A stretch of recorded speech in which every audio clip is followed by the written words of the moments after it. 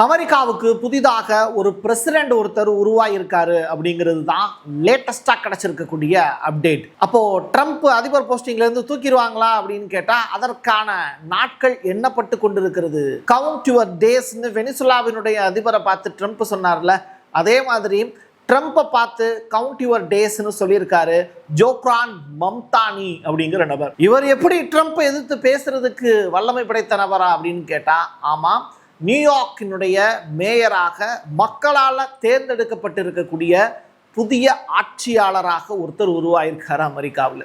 இவர் ஒரு இஸ்லாமியர் அப்படிங்கிறது கூடுதலான தகவல். அமெரிக்காவில் கிறிஸ்தவர் அல்லாத ஒரு மதத்தை சேர்ந்தவர் இன்னைக்கு ஒரு நாடாளக்கூடிய ஒரு தலைவராக உருமாறி இருக்காரு அப்படின்னா அது வரலாற்று சிறப்பு மிக்க நிகழ்வு. இவர் யாரு, இவர் எப்படிப்பட்டவர், இவர் யாரை ஆதரிக்கக்கூடிய நபராக இருக்காரு, இவர் ஒரு கம்யூனிஸ்டா சோசியலிஸ்டா இல்லை, இவரை பற்றிய சில விஷயங்கள் இருக்கும்ல, அதைத்தான் இந்த வீடியோவில் நம்ம பேச போகிறோம். வாங்க பார்க்கலாம் உறவுகளே, இது பிரசாத் சிக்னேச்சர்.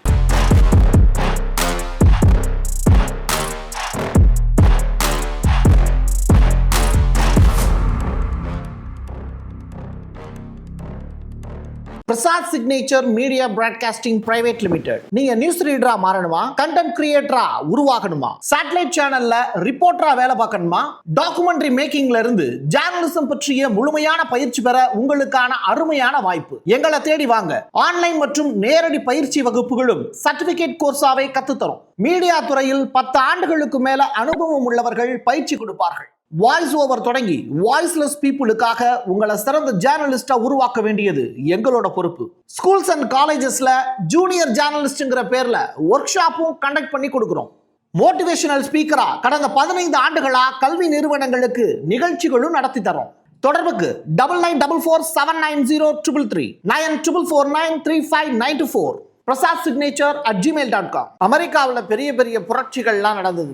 எப்போ ஆபிரகாம் லிங்கன் செருப்பு தைக்கக்கூடிய ஒரு தொழிலாளி அமெரிக்காவினுடைய அதிபராக மாறிய வரலாறுகள்லாம் இருக்கு. ஆனால் அன்னைக்கு தேதிக்கு உலகளாவிய அளவில் இருக்கக்கூடிய அகதிகளுடைய ஒய்யாரமான கூடமாக மாறி இருந்தது இந்த அமெரிக்கா. ஆனால் அதற்கு பிறகு கொஞ்சம் கொஞ்சமாக கால மாற்றத்திற்கு பிறகு பெரும் முதலாளிகள் தான் அந்த இடத்துல ஒரு பொசிஷன்ல உட்கார்ந்தாங்க. அதுல ஒரு நபர் தான் இந்த அமெரிக்காவினுடைய அதிபர் டொனால்டு ட்ரம்ப். இந்த ட்ரம்ப் செய்யக்கூடிய செயல்கள் அப்படிங்கிறது இன்னைக்கு ஒட்டுமொத்த உலகத்தையுமே புரட்டி போட்டிருக்கு அப்படிங்கிறது உங்களுக்கு தெரியும். அப்படிப்பட்டவருக்கு எதிராக இறைவன் அனுப்பிய இரட்சகராக இன்னைக்கு அமெரிக்க மக்களால போற்றப்படக்கூடிய ஒரு நபராக மாறி இருக்கிறாரு இந்த ஜோக்ரான் மம்தானி அப்படிங்கிற நபர். சரி, இவர் யாரு, எந்த ஊருக்காரு, அமெரிக்காவில் திடுதுப்புன்னு ஒரு இஸ்லாமியர் பொசிஷன்ல உட்கார்ந்துருக்காரு, இவரை பற்றிய செய்தி என்ன அப்படின்னு கேட்டா, இவரை பற்றி ஏற்கனவே நம்ம சில விஷயங்கள் பேசியிருக்கோம். இவர் உகாண்டா அப்படிங்கிற நாட்டை சேர்ந்தவர் அப்படின்னு.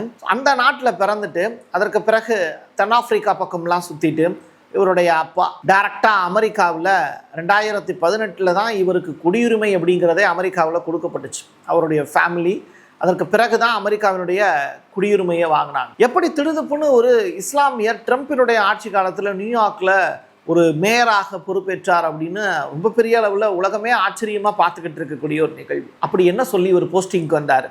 நம்முடைய தமிழ்நாட்டில் ஏகப்பட்ட கலாச்சாரம்லாம் மாறி இருக்கு. தள்ளுபடி அப்படிங்கிற ஒரு விஷயம் ஜவுளி கடையில் பேசிக்கிட்டு இருந்த காலகட்டத்தில் கலர் டிவி உனக்கு வீட்டுக்கே புதுசாக கொண்டு சேர்ப்பேன் அப்படின்னு சொன்னவர் தான் நம்முடைய கலைஞர் கருணாநிதி அவர்கள். அவருடைய காலகட்டத்துக்கு பிறகு தான் வரிசையாக தமிழ்நாட்டில் இலவசங்கள் அதிகமாக போயிடுச்சு. அப்படி ட்ரம்ப் மாதிரியான ஒரு பெரிய ஜாம்பவான்கள்லாம் இருந்துக்கிட்டு இருக்கக்கூடிய அமெரிக்காவில் மம்தானி என்ன சொல்லி ஆட்சிக்கு வந்திருப்பார்? ட்ரம்பினுடைய கட்சி கிடையாதா ஜோக்ரான் மம்தானி அப்படின்னு கேட்டால் கிடையாது. இவர் ஜனநாயக கட்சியை சேர்ந்தவர். ஜனநாயக கட்சியிலிருந்து வேட்பாளராக பொசிஷனுக்கு வந்தார். இவர் சுயேட்சையாக தான் போட்டியிட்டார். அதான் ரொம்ப முக்கியமானது. சரி, இவரை எதிர்த்து போட்டியிட்டவர் யார் அப்படின்னு கேட்டால் அவருடைய பேர் முன்னாள் ஆளுநர் ஆண்ட்ரூ கியூமோ அப்படிங்கிறவர். இவருக்கு தான் ட்ரம்ப் முழுக்க முழுக்க சப்போர்ட் கொடுத்துருக்கார். பட் ட்ரம்பினுடைய சப்போர்ட்டர் அப்படிங்கிறதுனாலேயே அவருக்கு வாக்குகள் கம்மியாயிடுச்சு. ஜோக்ரான் மம்தானிக்கு நியூயார்க் சிட்டியில் இருக்கக்கூடிய மக்கள் 50% மேலே வாக்குகளை அள்ளி கொடுத்துருக்காங்க. காரணம் என்னன்னா, செல்வந்தர்களுக்கும் இனி வரி விதிக்கப்படும் அப்படின்னு இவர் சொல்லியிருக்கக்கூடிய அறிவிப்பு. பேருந்துகளில் இனிமேல் இலவசமாக நீங்கள் பயணம் பண்ணலாம் அப்படின்னு சொல்லியிருக்காரு. இதுவும் தேர்தலுக்கு முன்னாடி இவர் கொடுத்த அறிவிப்பு தான். நீங்கள் ட்ரம்ப்பை பார்த்து சில விஷயங்கள் இவர் கற்றுக்கிட்டு இருந்திருப்பார். உலகத்தினுடைய நடக்கக்கூடிய போர் எல்லாத்தையும் நான் வித்தின் 1 டேல முடிச்சு காட்டுவேன் அப்படின்னு ட்ரம்ப் சொல்லி தான் ஆட்சி பீடத்தில் உட்கார்ந்தார். அதே மாதிரி இலவச பேருந்து கொடுக்க போகிறேன் அப்படின்னு இவர் சொல்லியிருக்கார். ஒருவேளை தமிழ்நாட்டு பக்கம் வந்திருப்பாரா என்னன்னு தெரில. கண்டிப்பாக தமிழ்நாட்டில் இலவச பேருந்துகள்லாம் இருக்குங்கிறது உங்களுக்கு தெரியும். ஸோ அப்படிப்பட்ட ஒரு நடைமுறையை அமெரிக்காவில் செஞ்சு காட்டுவேன் அப்படின்னு அவர் சொல்லியிருந்தார். இவருடைய தேர்தல் வாக்குறுதிகள் எல்லாமே வித்தியாசமானது. தன்னை ஒரு ஜனநாயக சோசியலிஸ்ட் அப்படின்னு சொல்லி அனௌன்ஸ் பண்ணியிருந்தார். இதுவும் ரொம்ப இன்ட்ரெஸ்டிங்கான ஒரு சப்ஜெக்டாக பார்க்கப்பட்டது. எல்லாத்தையும் தாண்டி இஸ்ரேலுக்கு எதிராக இவர் பேசி இருக்கக்கூடிய விஷயங்கள் அமெரிக்காவில் இருக்கக்கூடிய இஸ்லாமியர்களை பெருமகிழ்ச்சியில் ஆழ்த்துச்சு. காரணம் என்னென்னா, பாலஸ்தீனத்துக்கு ஆதரவாக அமெரிக்காவிலையும் ஏகப்பட்ட போராட்டங்கள் நடந்துகிட்டு இருந்தது நாடறியும். அப்படி இருக்கும்போது இவர் பாலஸ்தீனத்தினுடைய ஆதரவாளர் அப்படிங்கிறதையும் முத்திர குத்துனாங்க.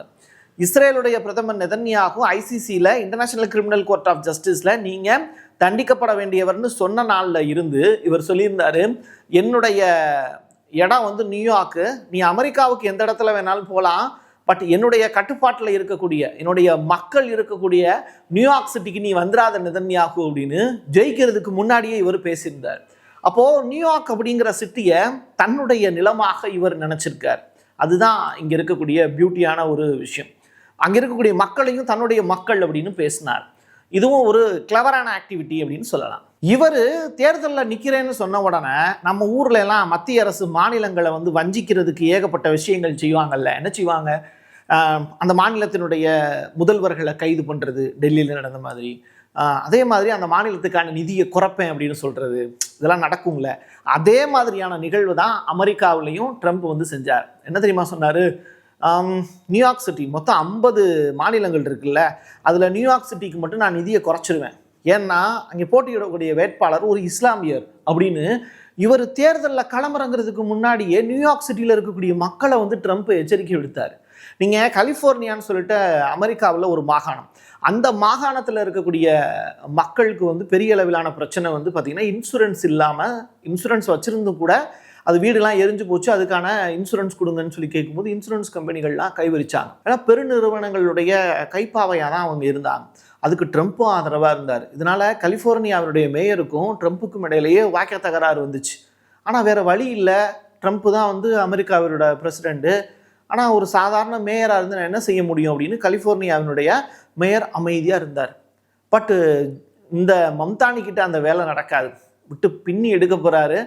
அடுத்ததாக சொல்லக்கூடிய விஷயம்தான் ரொம்ப ஷாக்கான விஷயம். ட்ரம்ப்பை எதிர்த்து வரக்கூடிய எலெக்ஷனில் ஜனநாயக கட்சி சார்பாக நிச்சயமாக மம்தானி அவர்கள் களமிறங்குவதற்கான வாய்ப்பு இருக்குது அப்படின்னு சொல்கிறாங்க. 3வது முறையாக ஜெயிப்பதற்கான களத்திலையும் ட்ரம்ப் இறங்கினார் அப்படின்னா அவரை எதிர்த்து மம்தானியை நிறுத்தினாதான் சரியாக வரும்னு இப்போவே ஜனநாயக கட்சியினர் பேசிக்கிட்டு இருக்காங்களாம். காரணம் என்ன அப்படின்னா, இப்போ ஒட்டுமொத்த அமெரிக்காவும் முடங்கி போயிருக்கு. 2018 ஒரு 35 நாள் மக்களுக்கு வேலை பார்க்கக்கூடிய அரசு ஊழியர்களுக்கு சம்பளம் கொடுக்க முடியாமல் நிப்பாட்டி வச்சுருந்தாங்க. எப்போது?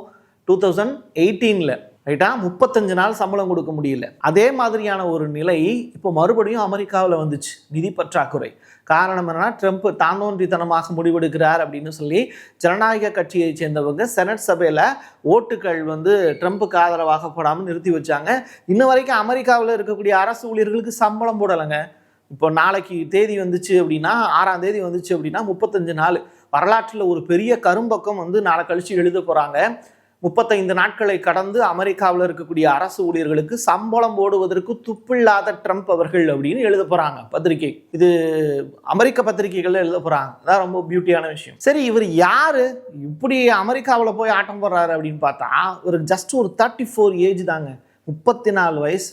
34 வயது இளைஞராக இருக்கக்கூடிய இவர் வந்து உகாண்டா நாட்டிலிருந்து கிளம்பி இன்னைக்கு அமெரிக்காவில் போய் வந்து ஒரு மேயராக இருக்காருன்னா சாதாரண விஷயம் கிடையாது. இவருடைய அம்மா வந்து திரைப்பட தயாரிப்பாளர். இவங்க பேர் வந்து மீரா நாயர் அப்படிங்கிறாங்க அவங்க அம்மா. அதற்கு பிறகு வந்து அவங்க ஒரிசாவினுடைய பல்வேறு இடங்கள்ல இருந்திருக்காங்க. அவங்களுடைய குடும்பம் வந்து பஞ்சாபினுடைய வம்சாவளி அப்படிங்கிறாங்க. ஸோ இவருடைய தாய் வழி உறவு அப்படிங்கிறது இந்தியாவோடு இருக்குது. இன்னொரு புறம் வந்து இவர் உகாண்டாவில் இவர் அப்பா வந்து இருந்திருக்காரு. அது இடியமீன் சொல்லிட்டு ஒருத்தர் ஆட்சியில் இருந்தார் தெரியுமா? இடியமீன் பற்றி உங்களுக்கு இங்கே கேள்விப்பட்டிருப்பீங்க.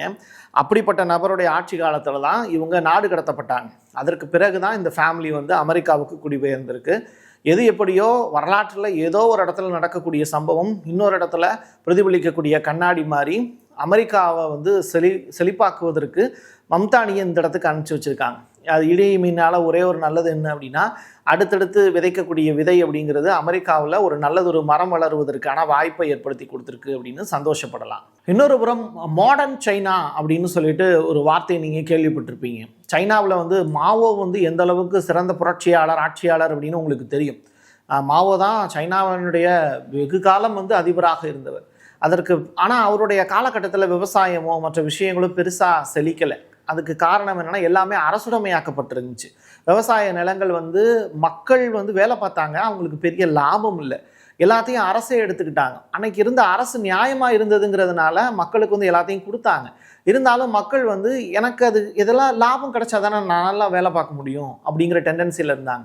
மாவோவுக்கு பிறகு வந்து இந்த குவா அப்படின்னு சொல்லிட்டு ஒரு நபர், அவர் தான் வந்து மாடர்ன் சைனாவினுடைய ஒரு நபராக அறியப்படுகிறார். ஏன் அவரை மாடர்ன் சைனாவினுடைய அதிபர் அப்படின்னு சொல்கிறாங்கன்னா, அவர் தான் வந்து இந்த நிலத்தை வந்து நான் உனக்கு குத்தகை கொடுக்குறேன், இதில் அரசுக்கு ஒரு பங்கு கொடுத்துரு, மீதி வரக்கூடிய வருமானம் இருக்குல்ல அதை நீயே எடுத்துக்கோ, போ சாப்பிடு போ, எனக்கு வேண்டாம் அதெல்லாம் அப்படின்னு ஒரு நல்ல முடிவுக்கு வந்தார். இதனால மக்கள் வாலண்டியராக வந்து தனக்கான வேலையை அரசுக்கு செஞ்சு கொடுக்கறத தாண்டி மீதி எனக்கு பணம் கிடைக்கும்ல அப்படிங்கிற வாய்ப்பை பயன்படுத்திக்கிட்டு வெகு நேரம் வேலை பார்க்க ஆரம்பித்தாங்க, நிறையா சம்பாதிக்க ஆரம்பித்தாங்க. இப்படி தான் சைனாவினுடைய விவசாயம் அப்படிங்கிறது குறுகிய நிலமாக இருந்தால் கூட அதிகமான அளவில் விளைச்சலை வந்து விவசாயிகள் கொடுத்தாங்க. இப்படி ஒரு மாடர்ன் அமெரிக்கா அப்படின்னு சொல்லிட்டு புதிதாக ஒரு வார்த்தைக்கு சொந்தக்காரராக இந்த மம்தானி அப்படிங்கிறவர் இருக்க போகிறாரு அப்படின்னு சொல்கிறாங்க. ட்ரம்பினுடைய பதவிக்காலம் முடிவடையும் போது அமெரிக்காவினுடைய அடுத்த அதிபராக இந்த ஜோக்ரான் மம்தானி அவர்கள் தான் இருப்பார். இன்னொரு 4 வருஷத்துக்கு பிறகு யூடியூப் தளத்தில் இதே பிரசாத் சிக்னேச்சர் நீடித்தது என்றால் வீடியோவை மறுபடியும் ஒரு தடவை நீங்கள் ப்ளே பண்ணி பார்ப்பீங்க. அப்போது ஜோக்ரான் மம்தானி அமெரிக்காவினுடைய அதிபர் அப்படிங்கிற வார்த்தையை நாமும் பயன்படுத்துவதற்கான வாய்ப்பு இருக்குது. காலம்தான் அனைத்திற்கும் தீனி போடும். அப்படிப்பட்ட ஒரு வாய்ப்பு அமெரிக்காவிலும் ஆட்சி மாறும், காட்சிகளும் மாறுவதற்கான வாய்ப்பு இருக்குது. என் கையெழுத்தின் மக்களுக்கான உறவுகளே மீண்டும் ஒரு பதிவில் சந்திக்கலாம். நன்றி, வணக்கம். Prasad signature media broadcasting private limited. நீங்க நியூஸ் ரீடரா மாறணுமா, கண்டென்ட் கிரியேட்டரா உருவாகணுமா, சேட்டலைட் சேனல்ல ரிப்போர்ட்டரா வேலை பார்க்கணுமா, டாக்குமெண்ட்ரி மேக்கிங்ல இருந்து ஜேர்னலிசம் பற்றிய முழுமையான பயிற்சி பெற உங்களுக்கான அருமையான வாய்ப்பு. எங்களை தேடி வாங்க. ஆன்லைன் மற்றும் நேரடி பயிற்சி வகுப்புகளும் சர்டிபிகேட் கோர்ஸாவே கத்துத்தரும். மீடியா துறையில் 10 ஆண்டுகளுக்கு மேல அனுபவம் உள்ளவர்கள் பயிற்சி கொடுப்பார்கள். வாய்ஸ் ஓவர் தொடங்கி வாய்ஸ்லெஸ் பீப்புளுக்காக உங்களை சிறந்த ஜேர்னலிஸ்டா உருவாக்க வேண்டியது எங்களோட பொறுப்பு. ஸ்கூல்ஸ் அண்ட் காலேஜஸ்ல ஜூனியர் ஜேர்னலிஸ்ட்ங்கிற பேர்ல ஒர்க் ஷாப்பும் கண்டக்ட் பண்ணி கொடுக்கிறோம். மோட்டிவேஷனல் ஸ்பீக்கரா கடந்த 15 ஆண்டுகளா கல்வி நிறுவனங்களுக்கு நிகழ்ச்சிகளும் நடத்தி தரோம். தொடர்புக்கு 9944790333 94493594 prasadsignature@gmail.com.